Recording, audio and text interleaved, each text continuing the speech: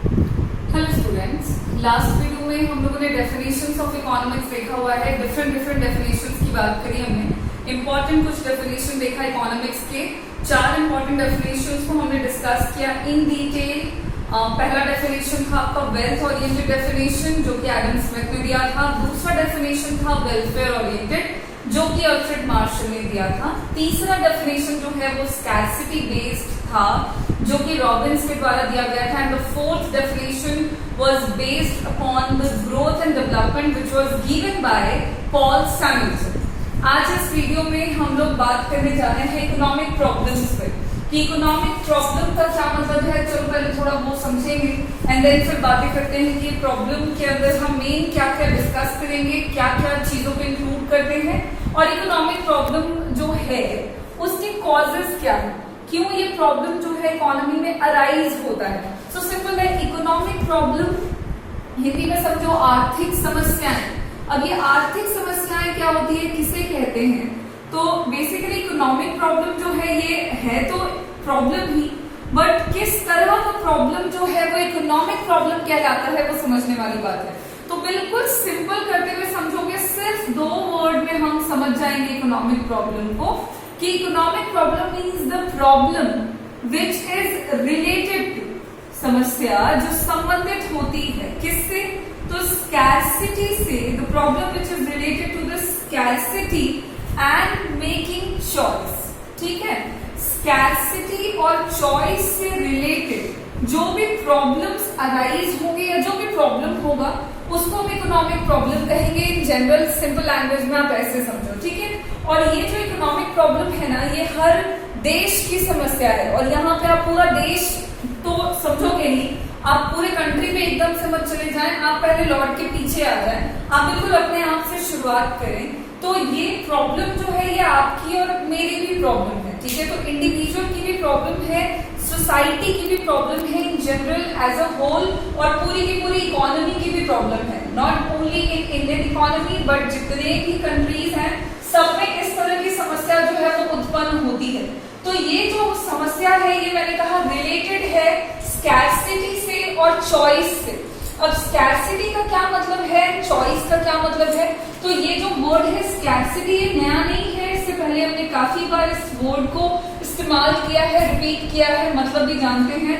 Scarcity का हिंदी मतलब हो गया कमी, है ना, कमी होता है इसका मतलब। अब स्कैरसिटी किस चीज की है हमारे पास, तो जैसा कि मैंने आपको इकोनॉमिक्स की डेफिनेशन जो हमने देखा हुआ था शुरुआत से, इकोनॉमिक्स का जो मीनिंग था वहीं से हमने शुरू किया कि भाई इकोनॉमिक्स में हम सिंपली बात कर रहे होते हैं। देखो, इकोनॉमिक्स को एक और तरीके से आप डिफाइन कर सकते हो, बहुत ही इजी। और ये वाला डेफिनेशन ना बहुत आगे तक कंटिन्यू होगा, लाइक 12th में भी हमको काम आने वाला है। तो इकोनॉमिक्स को आप ऐसे भी डिफाइन कर सकते हो कि इकोनॉमिक्स एक ऐसा सब्जेक्ट है जिसमें हम इकोनॉमिक प्रॉब्लम्स की बात करते हैं।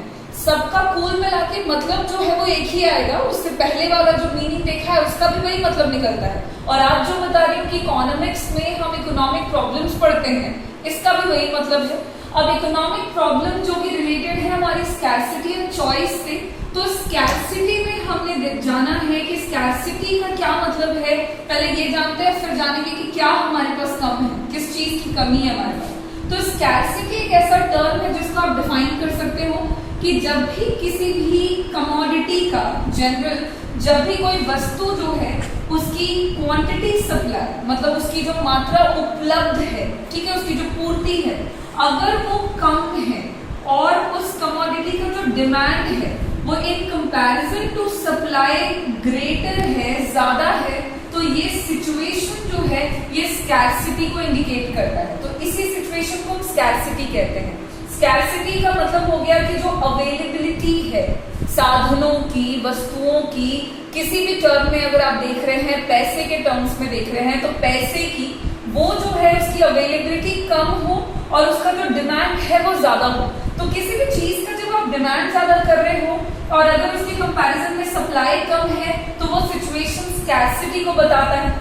अब ये है एक सिचुएशन जहां पे चीजें चाहिए ज्यादा बट अवेलेबिलिटी जो है वो कम है, तो ये सिचुएशन है स्कैरसिटी का। और जब स्कैरसिटी होता है तो इसी के कारण आपको चुनना पड़ता है। आपको चुनाव करना पड़ता है। और ये जो चुनने का काम हो रहा है कि हम सेलेक्ट कर रहे हैं चीजों को कि भाई किसे पहले करें, या अगर हमारे पास लिमिटेड पैसे हैं तो उसमें से कौन सी चीज, अपनी कौन सी जरूरत को हम पहले पूरा करें या कौन से काम को पहले करें, किसको बाद में करें। तो ये जो हम कर रहे हैं दिस इज कॉल्ड चॉइस, ये हम चुन रहे हैं। तो चॉइस का मतलब हो गया कि जब भी हम सेलेक्ट करते हैं चीजों को, आप किसी भी चीज को चुन रहे हैं तो उस प्रोसेस को हम चॉइस कहते हैं। और ये स्कैर्सिटी के कारण आया है चॉइस, और स्कैर्सिटी एंड चॉइस से रिलेटेड प्रॉब्लम जहां पर हम डिस्कस कर रहे होते हैं, या जो प्रॉब्लम स्कैर्सिटी एंड चॉइस से रिलेटेड हो उसे हम इकोनॉमिक प्रॉब्लम कहते हैं। एकदम आसान, आप ऐसे ही याद रखना, the problem which is related to the scarcity and choice is called economic problem. बस एक लाइन में, ठीक है। Problem which is related to scarcity and choice is called an economic problem। Okay, इसको बस ऐसे एक लाइन में आप इसको समझ जाएं, आप ऐसे भी लिख देंगे आपको काम हो जाएगा।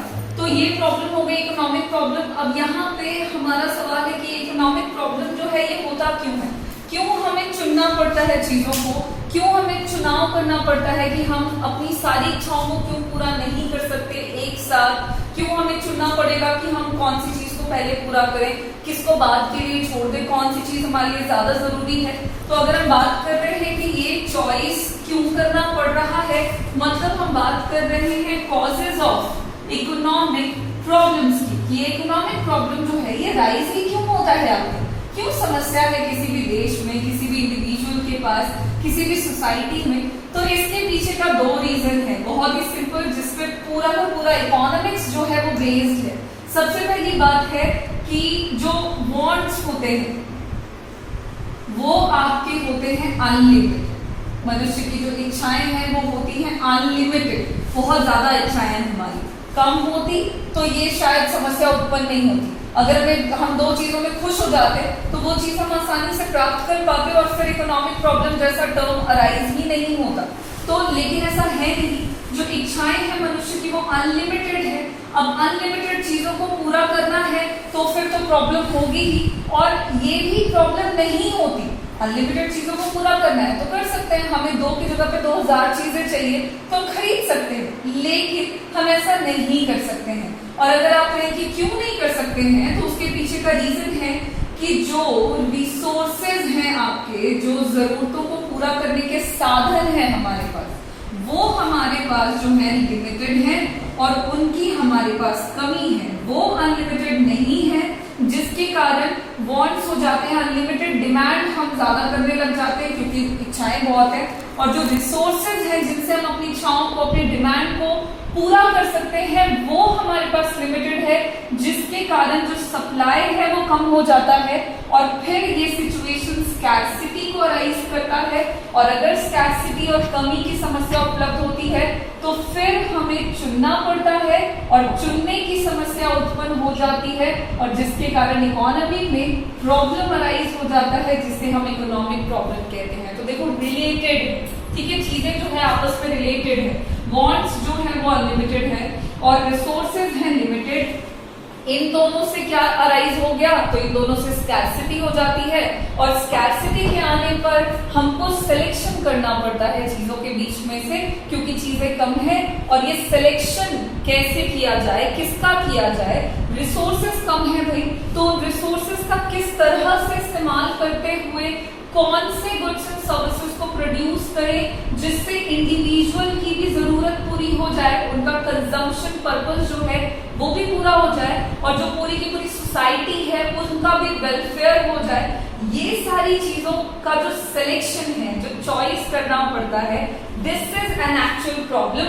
और ये प्रॉब्लम जहां पे राइज हो रही है, ये इन्हीं प्रॉब्लम को हम कहते हैं इकोनॉमिक प्रॉब्लम। तो सारी बातें आपस में है रिलेटेड। आज हम लोग इतना ही करते हैं, इतनी ही बातें आपको समझनी है, ठीक है। कि बस इतना ही बेसिक है कि इकोनॉमिक प्रॉब्लम का क्या मतलब है, क्यों अराइज हो रहा है, चॉइस का क्या मतलब हो गया, स्कैर्सिटी क्यों होती है, एंड द इम्पोर्टेंट टर्म की भाई कॉजेज क्या है इकोनॉमिक प्रॉब्लम के, क्यों अराइज हो रहा है। तो इतनी बातें करके आज हम लोग खत्म करते हैं और फिर इसके आगे हम लोग इसके अगले टॉपिक पर चलेंगे।